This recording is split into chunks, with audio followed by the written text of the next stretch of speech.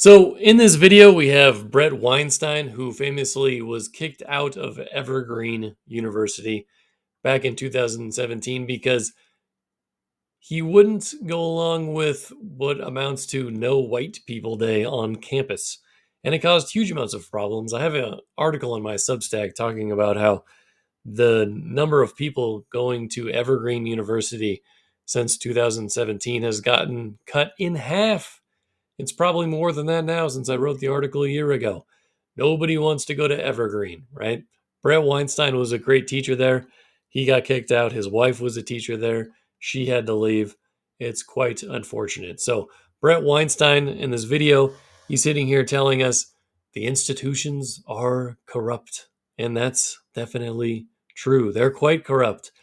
Not just the education system, right? He's most concerned with that, I suppose.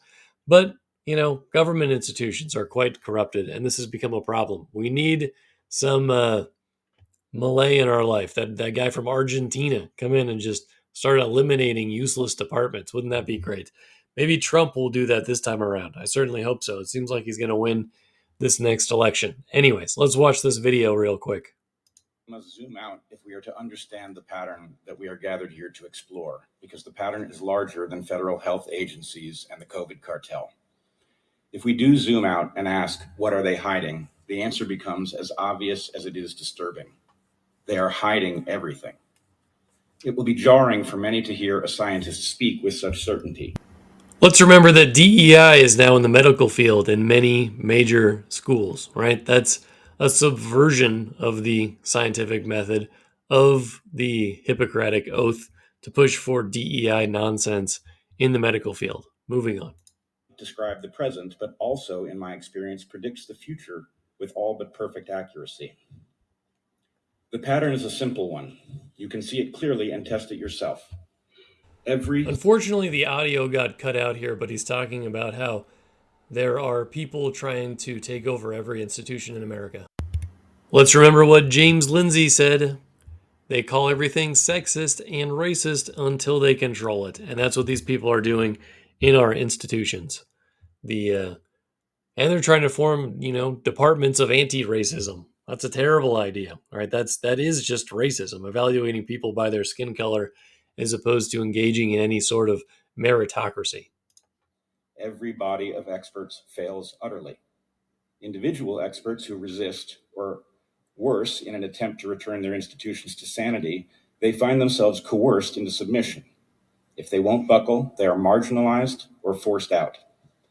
Those outside of the institutions who either seek truth. That's Weinstein mentioning his what exactly would happen to him, but doing it in a modest sort of way. And there's been a number of other less famous professors who this happened to as well.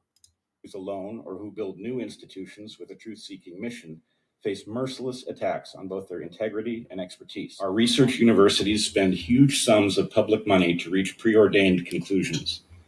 Professors teach only lessons that are consistent with wisdom students. That means they're no longer following the scientific method. Who came up with the scientific method? An Anglican guy, right? And, I think Christianity is conducive to a worldview that says we need to discover more about ourselves and the universe. And that's a similar thought process that scientists have, even though not all of them are religious, obviously. But I think that's where these ideas came from, and that's being subverted. Students have picked up on TikTok, even when those lessons contradict the foundational principles of their disciplines. The CDC has become an excellent guide to protecting your health, but only for people who realize you should do the opposite of whatever it advises.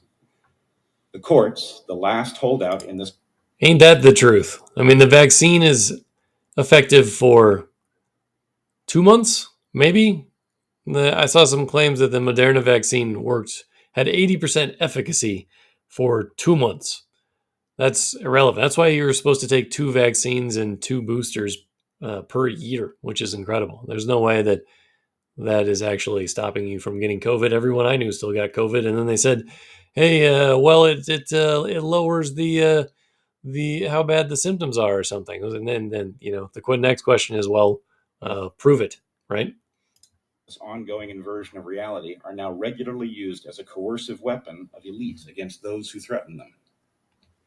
We have literally witnessed the Department of Homeland Security attempt to set up a truth ministry and declare accurate critique of government as a kind of terrorism.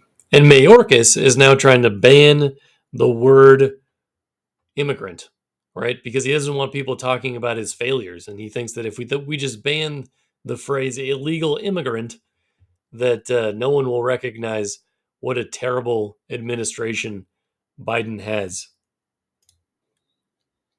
To my fellow patriots in the West, the pattern is unmistakable.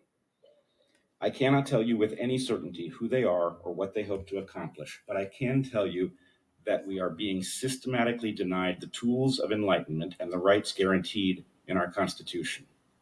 We, those who remain dedicated to the values of the West, must fight this battle courageously, and we must win. For if we do not stem the tide, the result will be a dark age that differs from prior dark ages only in the power and sophistication of the coercive instruments wielded by those who will rule us.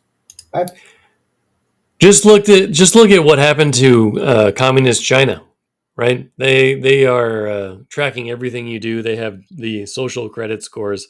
That'll be the new dark ages. I'm worried and concerned. I'm sorry for the Chinese people and what is about to happen, or what's already happening. They have gulags in China now.